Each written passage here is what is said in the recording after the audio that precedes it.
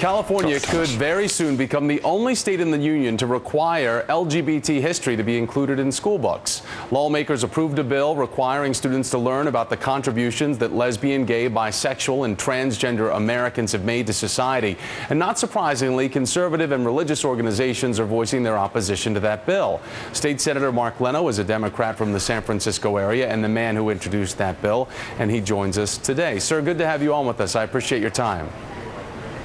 Thank you, Thomas. Good to be with you. You've said prior that excluding LGBT Americans from textbooks is effectively selectively censoring history. Explain what you mean by that.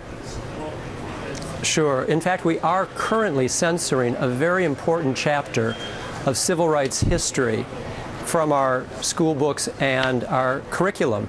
We already in state code require that the contributions and role of African Americans, Mexican Americans, Asian Americans, European Americans, Native Americans already be included in our curriculum. All this bill does is add LGBT Americans. And teaching the broad diversity of the human experience can only be beneficial to students. Not only beneficial to the LGBT students who will feel greater self-esteem and self-respect, but also for the straight student who senses and recognizes that the kid at the next desk seems different, doesn't understand what that difference is, but needs to know that that student is a part of a community historically demonized and discriminated against, and a community which has been fighting recently successfully for its civil rights, full inclusion in society, and treated equally under the law. That's an important chapter of history for kids to better understand who they are.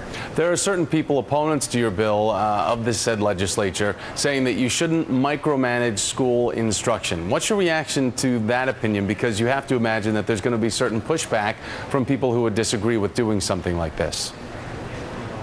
We recognize that this might be a sensitive subject for some folks, but again, we already include all of these different chapters.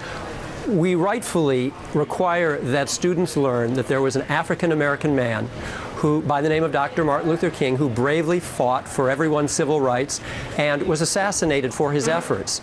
But there was also a gay American man by the name of Harvey Milk, who also bravely fought for everyone's civil rights and was also assassinated for his efforts.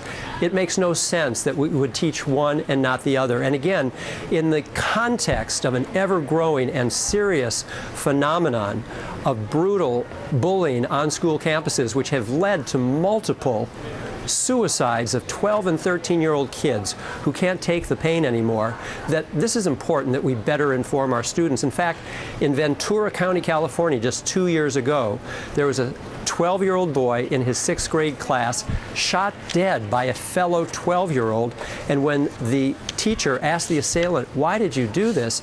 he said that his classmate was too girly.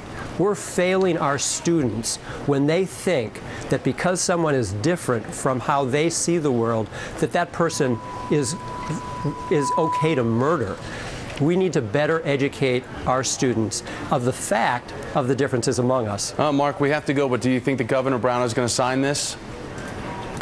You know, I make a habit of not speaking for the governor, but I'm hopeful he will receive it with an open mind and an open heart. All right. Well, we will continue to follow this story. State Senator Mark Leno, thanks for joining us today. Appreciate your time. Thank you, Thomas. You bet.